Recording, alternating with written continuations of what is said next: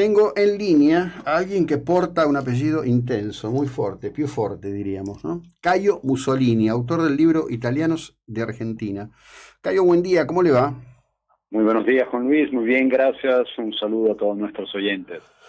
Antes de ir a la conversación específica, le quiero contar que como descendiente de libaneses y españoles, siempre digo que los argentinos somos una extraña tribu italiana que habla español, más allá de dónde provengan nuestros abuelos, ¿no? Cuénteme, ¿qué lo motivó a este libro, Italianos de Argentina? Bueno, digo, por su propio origen, usted nacido aquí, pero con una carrera y una vinculación fuerte con Italia, ¿no? Bueno, la razón por la que decidí escribir este libro es una razón familiar, personal, pero todo nace de la tesis de mi licenciatura en Ciencias Políticas, de hace algunos años, obviamente, cuando tuve que decidir el tema. Y me pareció un tema muy interesante, puesto que había vivido en mi casa, en mi familia, esta argentinidad de lejos, cuando crecí en Italia. Mi mamá era argentina, mi papá había vivido muchos años en Argentina, puesto que llegó junto a mi abuela y mi abuelo después de la Segunda Guerra Mundial, tuvieron que irse a Italia. Yo sé que yo crecí en este ambiente en donde escuchaba, por ejemplo, muchas palabras argentinas, en Ujú. donde comía dulce de leche, en donde veía muchas similitudes entre las culturas. Entonces decidí ahondar, estudiar de manera científica este tema. Y el resultado fue la tesis, que por supuesto me fue muy bien, pero después decidimos junto a algunos amigos que la habían leído y le había gustado de sacarle provecho en términos de difusión cultural y transformarla en un libro. Y aquí estamos presentándolo. Ujú. Bien, ¿y qué está pasando en esas presentaciones? Las presentaciones están principalmente, las realizo en asociaciones italianas, en uniones, en clubes italianos, y el libro está dedicado a los más jóvenes, Ujú. personas que hoy en día tienen las raíces que remontan a dos, tres, cuatro generaciones atrás, de los abuelos y bisabuelos que Ujú. vinieron de Italia, y siguen manteniendo de alguna manera esa italianidad. El libro, que cabe destacar, se obsequia gracias a la ayuda de una Ujú. persona que en Italia creyó en este programa, conoce Argentina, le gusta Argentina, y ella se llama Francesca De Natale, decidió soportarme. Y de esta manera los libros logramos obsequiarlos, regalarlos a las Ujú. asociaciones culturales y a las personas que participan. La idea es la de hacer conocer la gran historia de la inmigración italiana, que empieza desde 1800, principio de 1800, hasta terminar en los años 70. Ujú. Y es un libro que describe las causas, técnicamente se definen push-pull, por la que la gente se veía obligada a dejar Italia, empezando a emigrar desde el norte de Italia. Los primeros emigrantes llegaron aquí, eran genoveses, Ujú. ligures, piemonteses, lombardos, para después transferirse más a una inmigración que provenía del sur. Y al mismo tiempo analizar cuáles fueron los factores que atrajeron todas estas personas a venir a Argentina y no en otros países. Además de analizar en los varios sectores la influencia que tuvieron los italianos, que llegaron a Argentina y no fueron, como Ujú. muchos creen, solamente agricultores. Había muchas personas que trabajaban en el campo, jornaleros, campesinos, pero había también arquitectos, ingenieros, doctores, comerciantes, una gran variedad de oficios. Claro, bueno, a ver, justamente todo eso, ¿no? Yo muchas veces pienso cuando hablamos de la originalidad o del rol que ocupan los argentinos que salen al mundo y destacan, ¿no? ¿Cuánto de todo eso es en principio el trasvasamiento cultural que trajeron todos esos italianos del norte, herederos de una riquísima herencia histórica desde la época romana, ¿no? Con sus saberes. Bueno, Mar del Plata es un ejemplo, ¿no? La Mar del Plata de la década del 50, de las casas de frente de piedra, ¿no?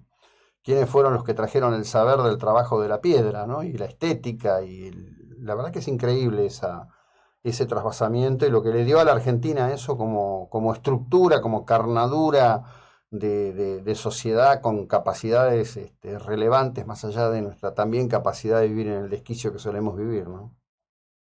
Bueno, José Luis, yo digo siempre cuando un extranjero, una persona de Europa viaja a Buenos Aires, Argentina, y viaja ahora en un avión y se tarda 13, 14 horas, pero hace años, siglos, o se tardaba 3 semanas en llegar, o sea, distancias muy grandes, la impresión que uno tiene es de llegar a Europa.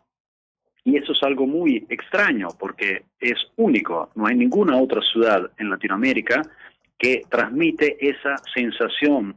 Y esa sensación, por supuesto, es el resultado de la obra de, por ejemplo, arquitectos, de ingenieros, de cocineros. Y esa es una de las razones por las que aquí se come muy bien en Argentina, comparado a otros lugares del mundo, por la influencia de los italianos. Se ve también en la manera de hablar que fue modificada durante los años debido a la presencia de los italianos. Sabemos muy bien que los italianos cuando llegaban aquí, muchos no hablaban español, no hablaban tampoco italiano. Cabe destacar que cuando empezó la inmigración, Italia no existía. Sí. Italia empezó a existir como nación en 1861. Así que antes llegaban inmigrantes de Piemonte, que eran piemonteses, o llegaban lombardos.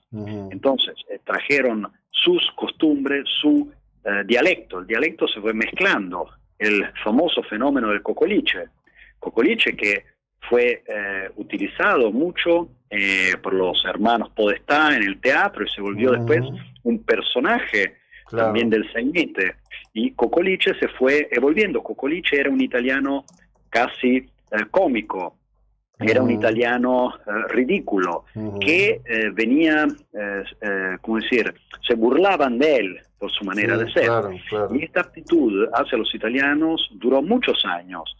Yo a veces comento que leyendo obras, como por ejemplo En la sangre, de Cambaceres, donde él prácticamente asocia todos los peores males de la humanidad a los italianos, diciendo que está en el ADN de ellos, o leyendo la obra más importante de la literatura argentina, Martín Fierro, se puede leer el choque muy fuerte entre el gaucho y el italiano. ¿Por qué? Porque tenían dos visiones completamente diferentes. El italiano venía aquí a trabajar, necesitaba plata, necesitaba mantener la familia, y para él el campo era un reto, mientras que para el gaucho el campo significaba montar caballo, jugar, andar a tomar chupitos en la pulpería. Había una visión diferente, y esto causó un choque entre las culturas, un choque que siguió también en el teatro, y se fue mejorando solo en los años 20, 30 del siglo pasado, cuando el inmigrante empezó a ser más integrado, se le respetaba, no se burlaba, no era más cocoliche, pero empezaba a ser una persona que tenía una dignidad, y eso duró mucho. Yo hago el ejemplo de la palabra tano muy a menudo, que todo el mundo aquí en Argentina utiliza. Bueno, mucha gente no sabe, la asocia a un italiano, pero no sabe que la palabra viene de napolitano, y era usada hasta hace 40 años, más o menos, 50 años, de manera despectiva. Sí. No era lindo ser llamado tano. Si usted me permite introducir en esto, lo que hay que recordar algo más próximo a esto que usted dice, que era el personaje del ingeniero que hacía Juan Carlos Calabró. El personaje de Calabró era un italiano que hablaba cocoliche y que era un chanta fenomenal. Se suponía que lo sabía todo y en todo era un desastre. Exactamente. Sí, eso es fantástico. Le quiero preguntar por algo contemporáneo y concreto. Ayer la premier Giorgia Meloni dijo que no podrá estar en Buenos Aires para la asunción, pero que va a seguir en directo la asunción de Javier Gerardo Milei a la presidencia de la Nación. Dígame un párrafo de Meloni que sigue siendo, a mi criterio, muy maltratada por la prensa europea, caracterizándola de ultra. Bueno, digamos que esto es una cuestión lamentablemente no solo europea. Vivimos un momento particular en la historia en donde la izquierda no tiene más argumentos, no tiene más temas de debate. La izquierda, una vez que hace años representaba a los trabajadores, los obreros, la clase trabajadora en general, estaba bien identificada. Hoy en día, por razones históricas y sobre todo económicas, que han demostrado absolutamente las políticas ineficaces de las izquierdas han perdido su rumbo. Esto pasa en Italia, pasa en Estados Unidos, pasa en muchísimos otros países. Entonces la única arma que le queda es la de tener un enemigo, lo que yo defino hoy en día un enemigo imaginario, que es el fascismo. El fascismo fue un periodo histórico bien definido en Italia, empieza en un año, termina en otro año, porque termina con la muerte de Benito Mussolini en 1945, y hoy en día el fascismo sirve para algunas personas hacer dinero. Hoy en día Mussolini está más vivo que nunca. ¿Por qué?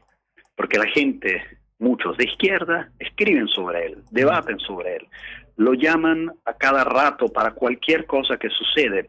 Yo le podría comentar un alcalde de Roma que se quejó que se caían los pinos porque los pinos eran fascistas. Ella decía esto porque los pinos, el último plan urbanizador estructurado que se hizo en Roma fue en los años 30, y por supuesto se plantaron muchos pinos, pero en 90 años no hicieron ninguna manutención, entonces los pinos se caían. Pero bueno, la alcalde era una mujer del partido 5 Estrellas, en vez de decir que no hacían la manutención, dijo, los pinos se cayeron porque eran pinos fascistas. Este lamentablemente es el tema de los debates hoy en día. Entonces, perdón, es un concepto absurdo que me suena conocido, no sé por qué. Se parece mucho a mi Santiago, como dice el dicho. Qué bárbaro, ¿no? Qué bárbaro. Pero pasa muchas veces. Sí, sí. Y es simplemente una cosa, para cualquier observador, es increíble, pero hoy en día el debate es siempre más difícil. Es siempre más difícil argumentar, es siempre más difícil traer ideas. En el mundo hoy de los social, en el mundo de los tweets, en donde todo es pocas palabras, muy rápidas, se ha perdido la capacidad de argumentar. Y eso es una de las cosas que yo pienso características de este periodo. Y entonces es mucho más fácil, cuando uno debate ideas, atacar, decirle que es fascista. Porque hay mucha ignorancia en esto también. Obviamente. Yo he visto cuando le dan de fascistas a gente de izquierda, o le dan apodos sin absolutamente tener nada que ver. El mismo hecho que en Italia hoy se llame a la emergencia del fascismo, no hay ningún fascismo en Italia, como no hay fascismo en Vox, como no hay fascismo en Trump, como no hay fascismo en ninguna persona. Pero lamentablemente hoy esa palabra es usada por las izquierdas, que no tienen más ideas, para atacar cualquier persona o cualquier grupo o cualquier opinión que a ellos no les gusta. Tal cual. Cayo, muchas gracias. Buena jornada aquí en Argentina. Muy amable. Muchas gracias por esta oportunidad. Es siempre un gusto hablar con ustedes y un cordial saludo a todos nuestros oyentes. Bueno, muy amable. Cayo Mussolini, autor del libro Italianos de Argentina. Seguimos en un instante, estamos en la 99.9.